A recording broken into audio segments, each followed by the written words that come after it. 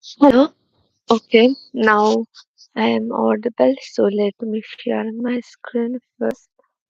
Window. I can understand which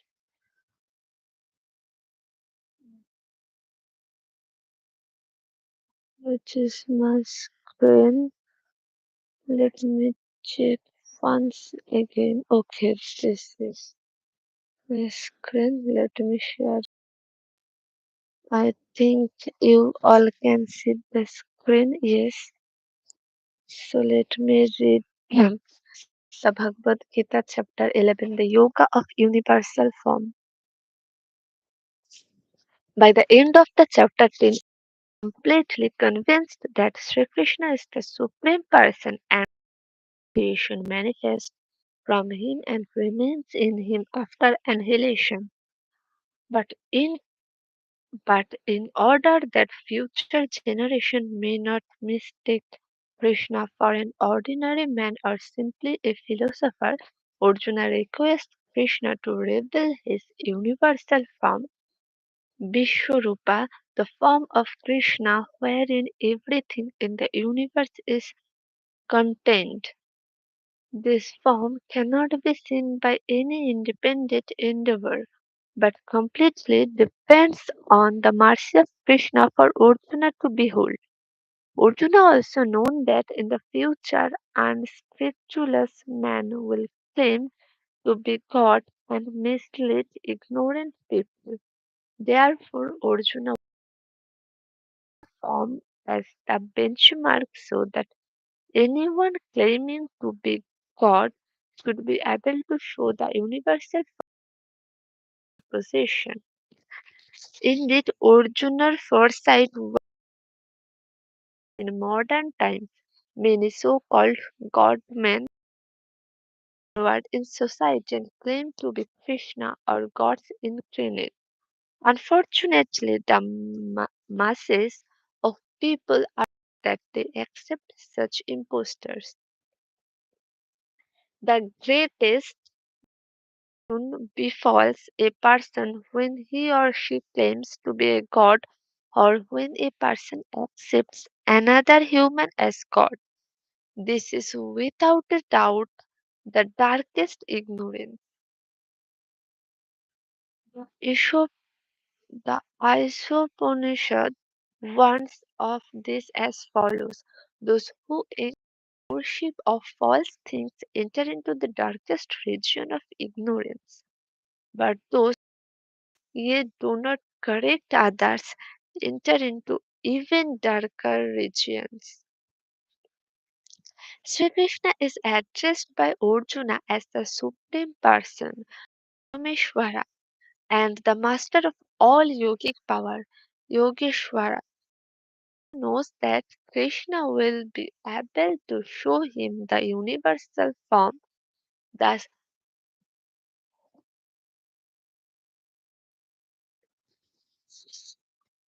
thus distinguishing Krishna once and for all as the Supreme Being.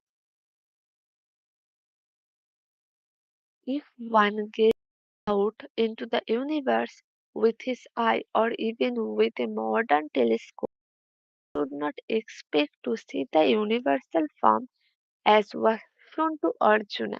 The universal form is not possible to perceive with the eyes of this material body. For such a vision as Arjuna was to receive, one needs divine eyes. In the other words, Arjuna's vision, one of the universal form, was subjective and could not be revealed by Krishna. Within that vision, Arjuna was able to see in one place all that is, all that was, all that will ever be, everything moving and non-moving in as we will see in this chapter after seeing the universal form of Krishna, which would astonishing, fiery, terrible, and devastating. He becomes fearful and asks Krishna to once again show him his charming and beautiful form as the Supreme Person. Form of Sri Krishna is one that invokes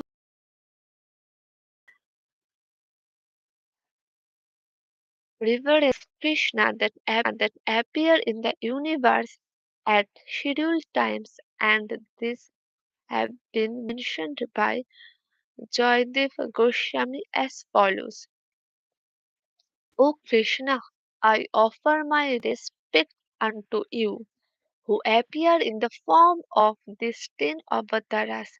As Matsya, you rescue the Vedas, as and as Kurma, you carry the Mandara mountain on your back.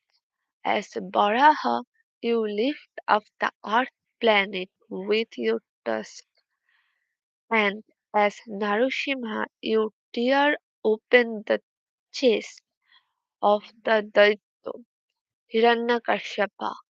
In the form of Vamuna, you delude the Daitya king Bali by requesting only 3 steps of land from him, and then you take the whole universe from him by expanding your strides. As Parshurama, you slay all the weak warriors, and as Ramachandra, you fight the Rakshasa king Ravana. As Balaram, you carry a plough with, with, with which you subdue the weak, and you draw the river Yamuna towards you. As Buddha, you show compassion towards all the living beings that are suffering in this world. And at the end of the Kali Yuga, you appear as Kalki in order to bewilder the mal- malicious.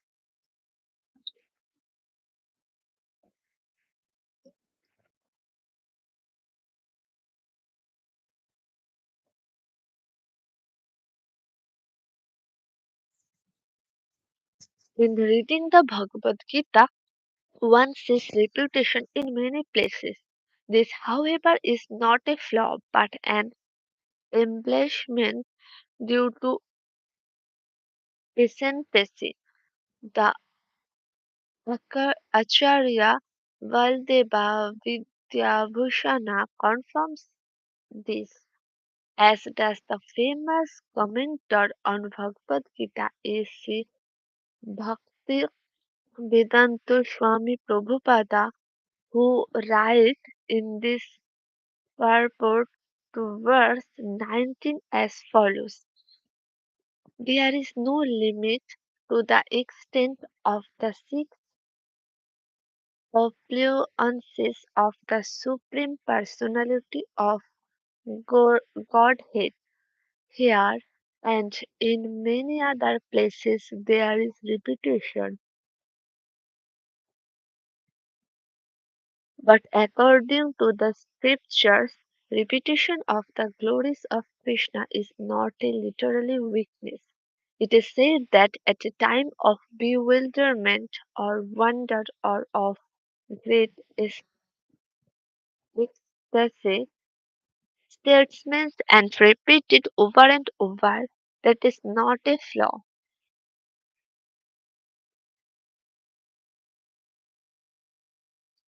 Seeing the universal from Arjuna has now become anxious and is one of the verge of forgetting who Sri Krishna actually is. Therefore, we can understand from Arjuna's situation that the great power, opulence, majesty, devastation, and ultra horror seen by him does not serve to draw us closer to the absolute truth. Nature worship is not included in Bhakti Yoga. The truth is present in nature, but one must know what the truth is beforehand.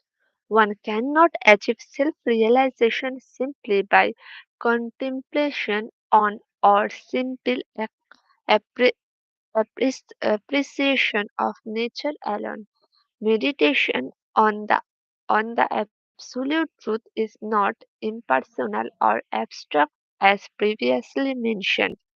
The personal form of Krishna as a charming youth with a threefold bending from a Sundara adorned with forest flower dressed in bright yellow garments while playing his flute under a tree on the banks of the river Yamuna is the most cherished object of meditation for all great sages and yogis. This is described in the following verses. I meditated on Sri Krishna, whose beautiful eyes are like lotuses, whose hue is that of a new rain cloud, whose clothes are as bright as lightning, who possesses two arms, who is ad- adorned by a beautiful forest garland, and whose hand shows the Janana Jnana Mudra, indicating divine knowledge. I meditate on two-armed Krishna, who is dark like a monsoon rain cloud, dressed in yellow garments, garlanded in forest flowers, crow- crowned with a peacock feather and decorated with lotuses. His face is as splendid as millions of moons, and his eyes move restlessly. His forehead is marked with tilaka, made of sandalwood paste and musk. He is adorned with earrings that resemble two rising suns, and his perception anointed cheeks are like two glittering mirrors. His eyes with raised eyebrows above them playful glance at his beloved face. The tip of his graceful raised nose is decorated with a glittering pearl. His lips are red like the bimbo fruit and are splendid in the moonlight of his teeth. His hands are splendid with bracelets, armlets, and jeweled rings. He holds a flute in his left lotus hand. His waist is splendid with a graceful belt, and his feet are splendid with beautiful anklets. His eyes are restless with the nectar of his divine activities, and he jokes with his friends, making them laugh again and again. He sits on a jeweled throne under a desert tree in the forest of Vrindavana with his beloved. In this way, one should meditate on Sri Krishna. The fate of the world is ultimately sealed, but the opportunity for the conditioned living being to attain enlightenment and transcend the world of birth and death is open to all. Sri Krishna says, "Kalo Kaloshmi Kaloshmi Loka Ashvakat." The time I am the mighty destroyer of worlds. This is the fate of the world. Time is the great enemy and it eventually devours all things. The insur the the insurmountable time is the enemy of Krishna. The 12th month and sixth season are like cooking spoons. The sun is the fire for cooking. Day and night are the fuel consumed by the sun. Ignorance is the cooking pot, and the living beings are within that pot being cooked by time. That is the way of the world.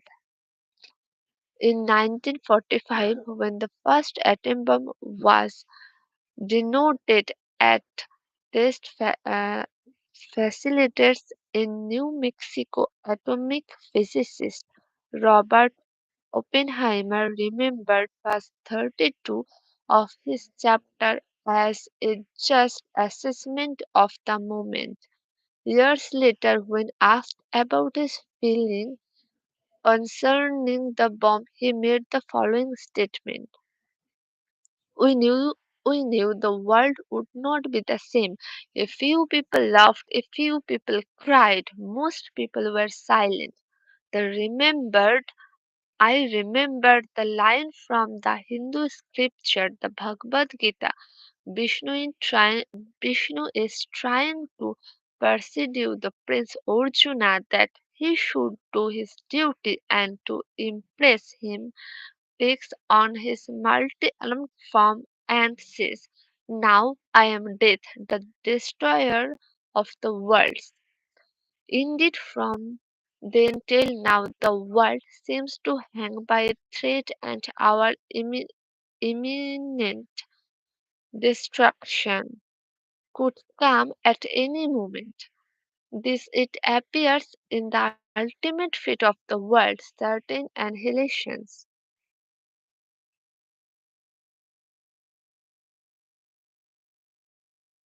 Arjuna has been showering prize, praises upon Sri Krishna after seeing his universal form of great wonder, but then he regrets that in many ins- instances he may have offered Krishna by addressing him as "Oh Krishna, oh friend," or by playing or relaxing with Krishna.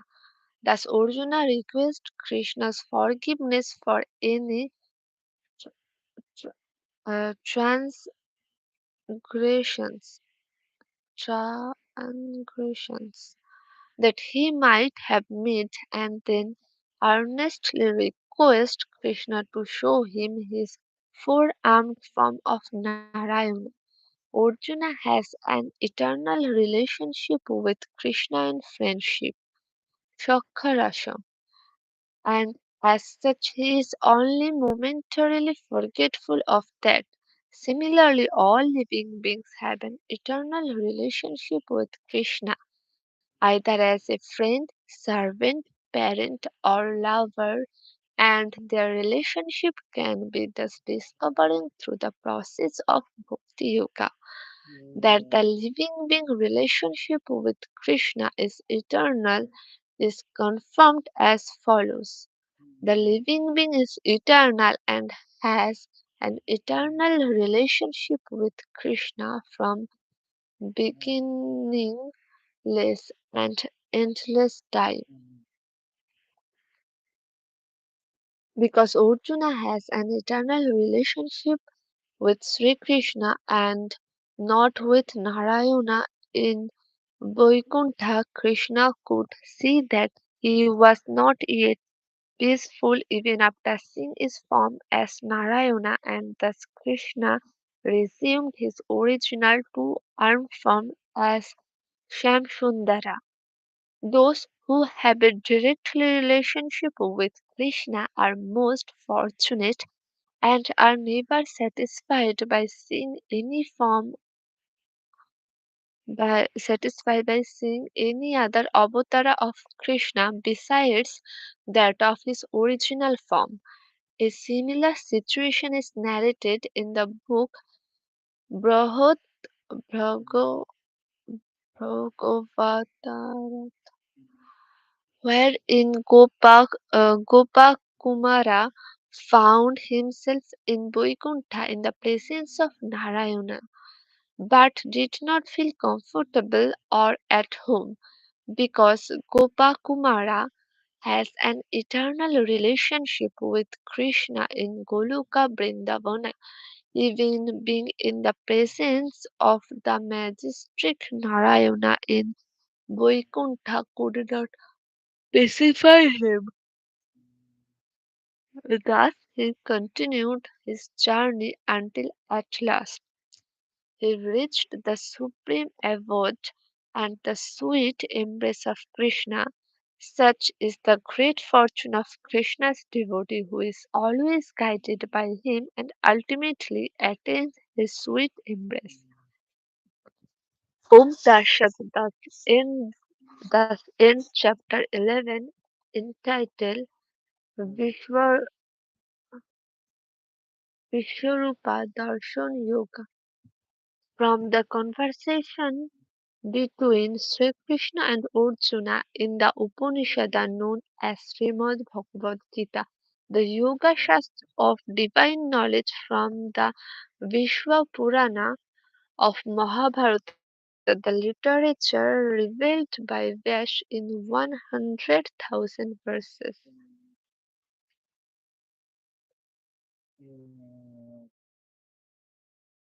Bhagavad Gita chapter 12 Bhakti Yoga, the yoga of devotion. To the Up to this point in Bhagavad Gita, Sri Krishna has explained his personal, impersonal, and universal aspects as well as the various types of yogis. Now Arjuna asks for the special clarification as to which is the better path, the path of Bhakti Yoga center or Krishna directly and perform with acts of devotion, or the impersonal path that tries to focus on Krishna's Brahmana effulgence, Brahman Jyoti. This is a question for many persons starting on the path of transcendence. Which path is better, the personal or the impersonal? Here Sri Krishna says that the personal path is the best. The Bhakti Yogi who is fixed in meditation of Krishna's forms of beauty, who constantly glorifies him with great faith and determination, is the best of yogis. The Bhakti Yogis that engages on the personal path of self-realization are called Vaishnavas. Those on the impersonal path are the three types: Brahmovadis, Sunyavadis, Buddhist, and Mayavadis, Sankirtanis. Brahmovadis are those who seek to of merge the self, Atma, onto the bodily effulgences of Krishna. Sunyobadis seek to the annihilate everything and enter the void, Shunyo, and the Mayavadis seek to become God themselves. The Brahmovadis seeks to merge with the Brahman effulgence, but they have little or no knowledge of the personal form of Krishna. Thus, they only reach Krishna after many lifetimes, as will be explained in verse 4. In the annals of self realization, there are many instincts of yogis and Brahmovadis failing to achieve Brahman realization, and even accounts of those such as the four Kumaras, Vaishishto Muni, Sukadeva Goswami, and others, who after achieving Brahman realization abandoned that for the higher bliss of Bhakti Yoga. For the seekers of Shunya, there is never success because there is no Shunya, there is no void anywhere, there is nothing outside or beyond Krishna, and so the Shunyavadis face great disappointment at the end of the life. The Mayavadis reject the personal form of Krishna as a manifestation of Maya and want to become God themselves. Mayavadis are considered offenders and return to the world of birth and death. Throughout the Gita, Krishna's statements are consist in that he repeatedly confirmed that of all paths, Bhakti Yoga is the best among all types of yogis, Gyanis, philosophers, and philanthropists. The Bhakti Yogi who is fully absorbed in Krishna without any material desire or the desire of liberation is the best and is very dear to him. In the higher plane of Bhakti Yoga, one is devoid of all material desires, material activities, and the desire of liberation. Such bhakti yoga must be favorably performed according to Krishna's desire. It is further confirmed by the greatest impersonal philosopher of all time, Sripad Adi Shankara, who j-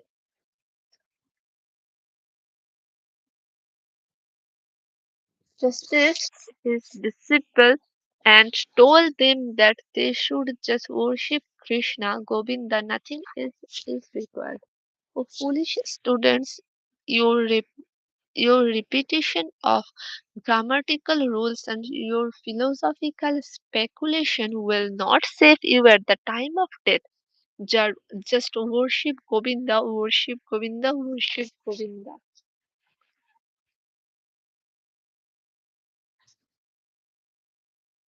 Brahman is the bodily effulgence of Sri Krishna. As such, it is eternal, unfathomable, inconceivable, unchanging, all-pervading, immovable, and all powerful. This is stated in Vishnu Purana as follows.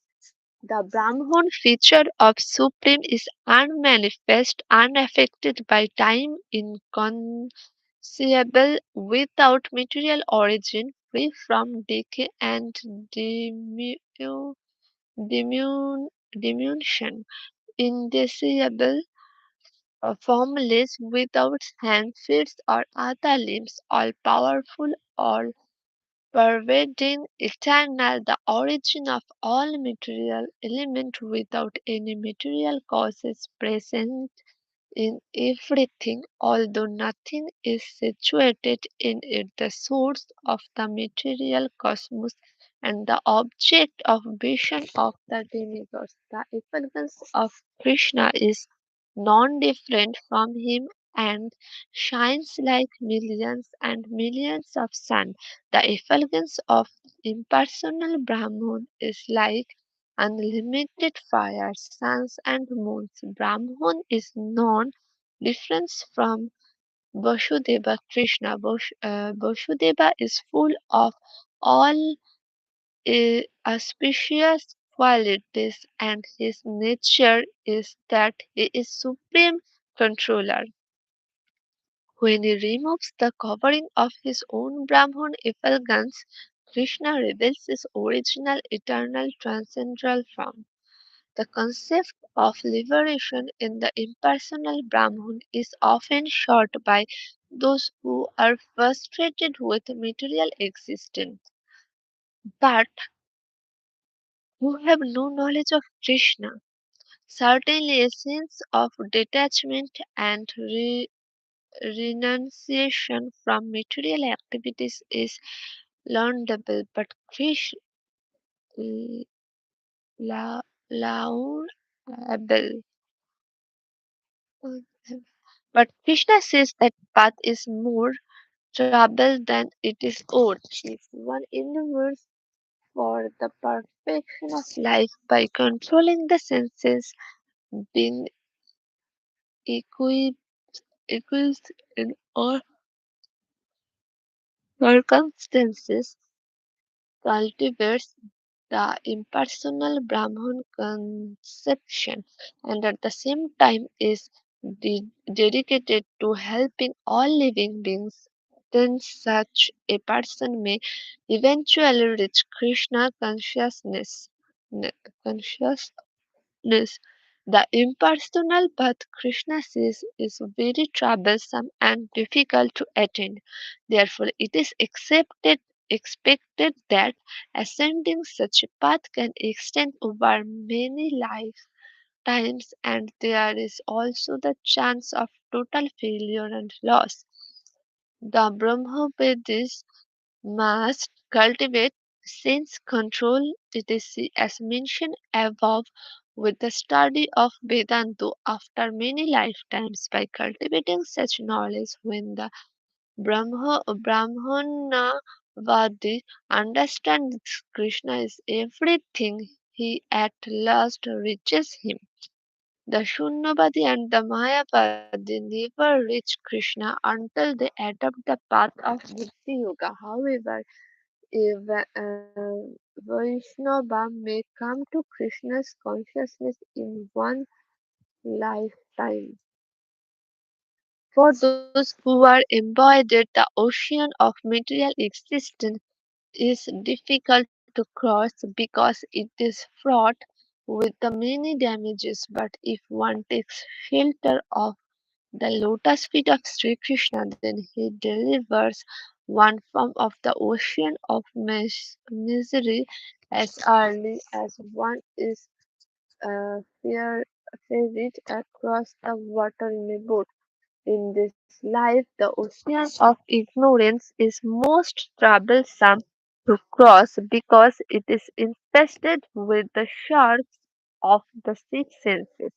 Those who have not taken shelter of Sri Krishna undergo severe o- os- ostriches and penances to cross that ocean. Yet you should cross that difficult ocean simply by making a boat of the lotus feet of Krishna, which are mostly worthy of worship. Bhakti Yoga has two approaches, the direct and the indirect. Sri Krishna tells Arjuna is the vast aid that the direct approach is to fix your mind and intelligence on me alone. Such a stage is called re-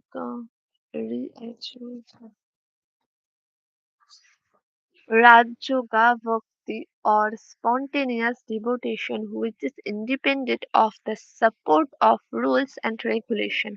However, this stage is re- Raj- Rajavan Bhakti is not easily achieved, especially for beginners. In the case, Sri Krishna recommends the indirect approach to Raganuraga Bhakti, which is the constant practice of rules and regulation known as Sadhana Bhakti. If such a practice is not possible, then Krishna suggests that one should work for him. If one cannot do that, then he says that one should renounce the result of one's activities and offer them to him. If one cannot do that, then one should engage in the cultivation of knowledge to understand what the body is, what the Atma, and who Krishna is. One will then gradually advance from whatever stage they are at the progress to the topmost stage of approaching Krishna directly in Raganuraga Bhakti. This is also stated in Srimad Sri Brahmo Samhita as follows: transcendental when transcendental experience awakens by means of knowledge and devotion, the highest devotion which is distinguished by the presence of pure love of Sri Krishna, the beloved of the Atma, awakens in one's heart. Everyone in the world would like to see peace and harmony, but what prevails is quite the opposite. Verses 13 to 20 offer a simple solution to most of the problems in today's world, and that is the self improvement of the individual. In the other words, if people were to cultivate the qualities that Sri Krishna has mentioned here, the world would be a far better place. As it is now, the world is no place for a gentleman. Being devoid of hatred, being friendly and compassionate to all living beings, being devoid of any senses of possessiveness, free from egoism, objective in all circumstances, forgiving, self controlled, and being of strong determination, etc., are indeed noble qualities. But how are people to develop them? Independently, these qualities and other desirable qualities of the human being mentioned throughout Bhagavad Gita are difficult to develop. It is seen that sometimes a person may possess one, two, or three of such qualities. But where is that person who has all these qualities? Krishna gives the answer in Bhagavad Gita. Became a bhakti yogi, takes shelter of Krishna and surrendered everything to him. The Atma is naturally complete with all good qualities as could ever be desired by a human being.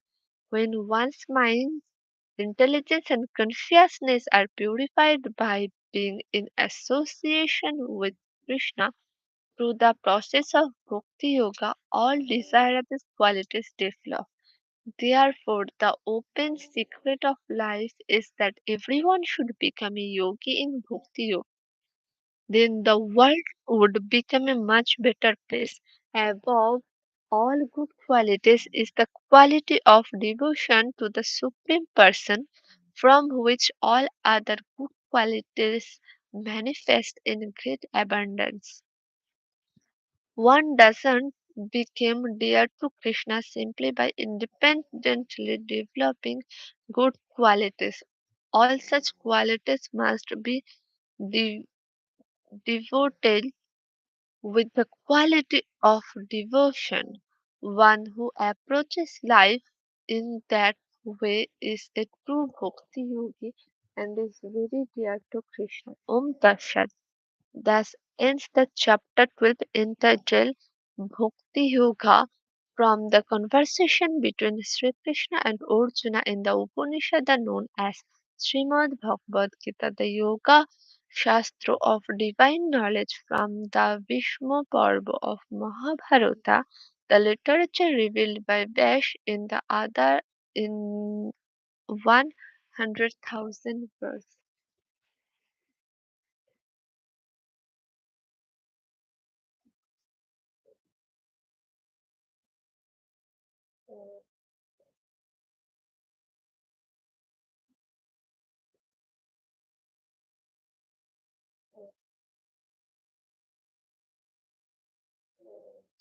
Okay, bye.